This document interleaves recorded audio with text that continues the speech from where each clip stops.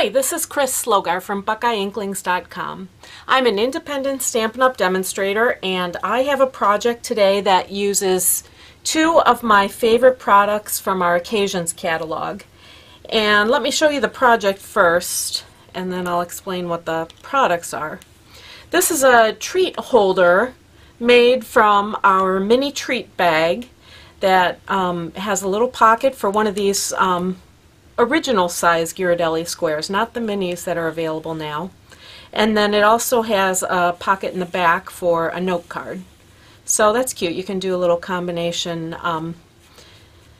treat and note for somebody.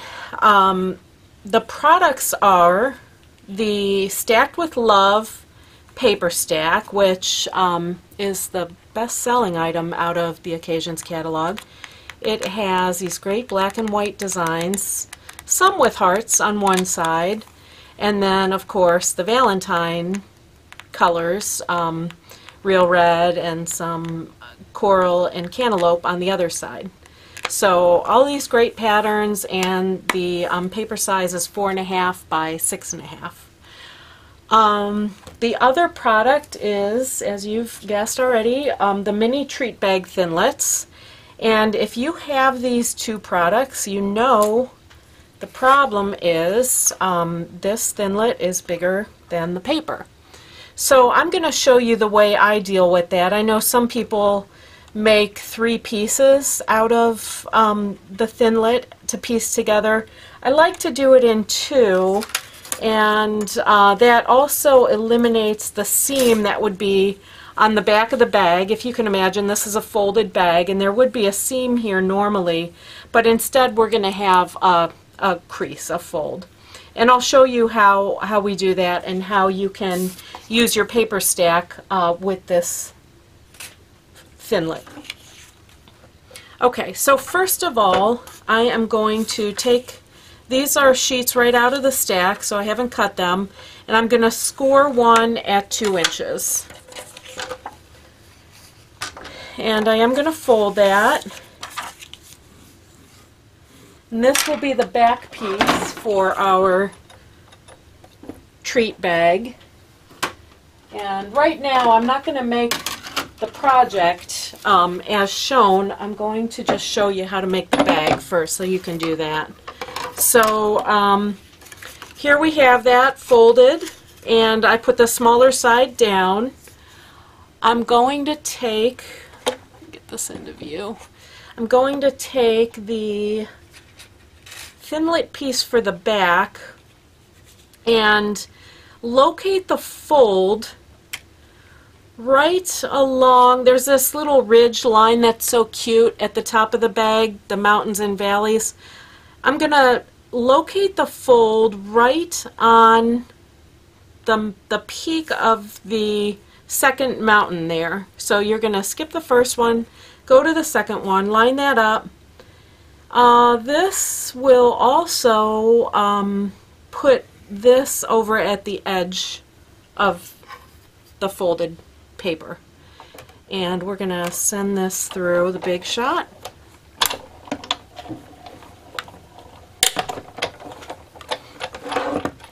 And this gives you a complete back piece. So here you have the back of the bag. Alright, and then what's left is to get a good front piece. Now we are going to put the framelit in place so that we do get a complete front of the bag, and we're not worried about that flap that overhangs there. Okay, so we will send that through.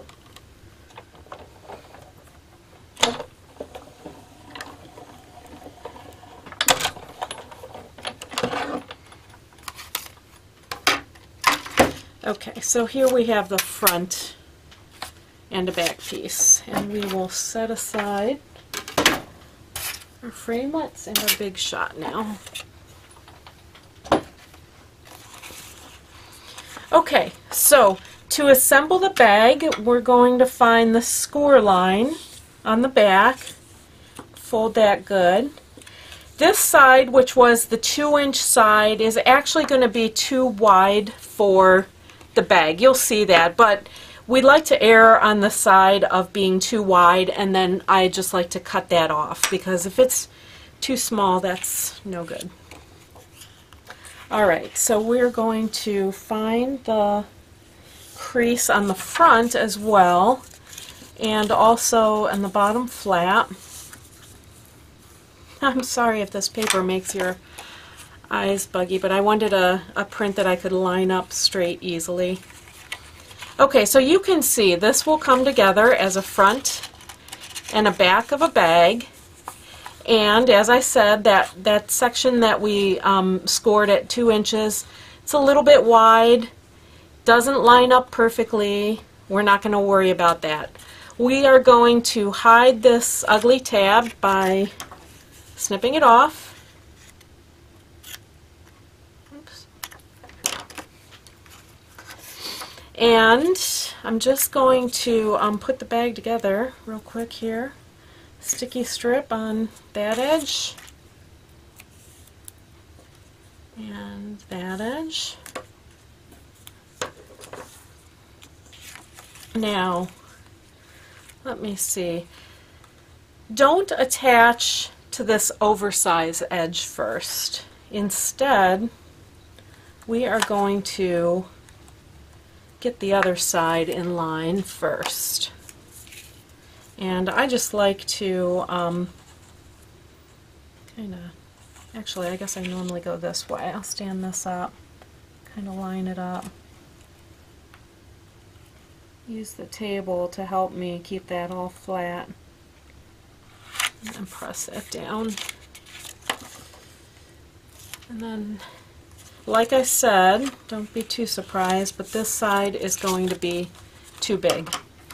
And it doesn't line up perfectly up here.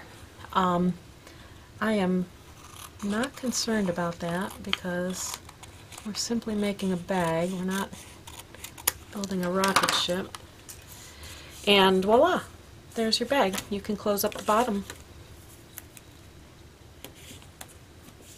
Okay, so that's how you can use your Thinlits on the paper stack. Okay, so you've got that little checkered bag. Now, for my project, which was, again, this little treat bag, I'm just going to show you what I did a little differently. Because this was directional paper, I took... I made the bag actually upside down. I made it so the pattern was upside down because I knew I was going to flip up the back side, and I would want that to be right side up here in this section of the treat bag. So I cut my pieces upside down with the pattern upside down, and I will tell you here on the back, when I cut that, when I scored my 2-inch line, I just also scored it with the pattern upside down, so that would give me the right direction when I went to cut this with my back piece. Okay, once again, the fold was right under that second mountain peak to cut my back. And on the front, I actually cut this because I knew I didn't want this tab. My bag bottom is open so that I can slide this chocolate in. So I actually cut this along the bottom line there. Okay, and this is how I'm going to put together that treat. So let me just show you real quick the construction of the bag. Now it's a bag that doesn't have a bottom. Once again, we've got that ugly tab that would stick up on the one side. So we're going to cut that off. And in this case, one thing that I will do just a little differently when I attach these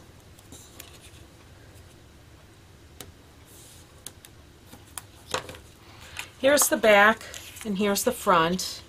And I have found that when I fold up the back of the bag, it sort of forces this inner piece to stick up a bit more than I would want. So what I do, instead of aligning my bottom edges, as you would expect to do, I mount this piece just a little bit higher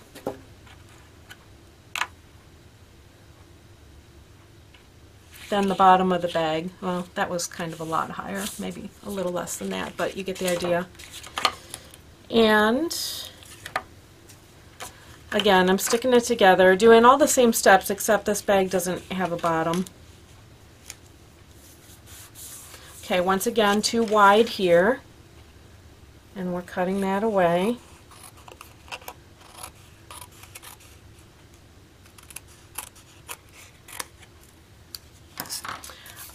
And then what I did to make my pocket is I scored the bag at the bottom, 2 inches from the bottom. I scored on both sides. It's pretty bulky to fold. And I folded this up. So there's my little pocket for the treats. And you can see, like, I just don't want this inner edge to stick up. And because it's on the inside of that fold, it would tend to stick up if I had mounted those like perfectly aligned. You don't have to put it down quite that much. That's probably more than 1/8 of an inch. But anyway, you get the idea. So here's your pocket. And then all I did was use my sticky strip, not for the full width of the pocket, because you want it to be able to kind of bulge out with the candy a little bit. So just stick that down, and there you have your pocket. And I'm not going to show you all the stamping and punching for all of these pieces, but you can see already the candy fits there. I just took a piece of real red cardstock, 3/4 of an inch by 8.5 inch, and wrapped it around here and connected it, trimmed the ends under where I was going to have this decoration. And this is the note tag punch. It's stamped with that little squiggle from Snuggles and Smooches. Here's a sweetheart punch from the Stacked with Love paper. I tied on a little bit of the pom-pom trim to make that decoration. You can use whatever you have. Actually, I can slide this on to the one we were making, and you'll see. But I actually took a 3/4 inch by 8.5 inch length of real red and wrapped it around first. I didn't score it and try to figure out where those score lines would be. And then the note card on the inside, oh shoot, where did I put my dimensions? Oh, well, I'll tell you what. The real red is 2 3/4 by 3 1/4, and the Whisper White piece is 2.5 by 3. And I just stamped it again with the bigger scribble from Snuggles and Smooches, stamped it a little bit, anything you want on the inside, stapled on a little piece of the cotton ribbon, and that is it. So there's your little treat note card. Okay, thanks so much. Bye.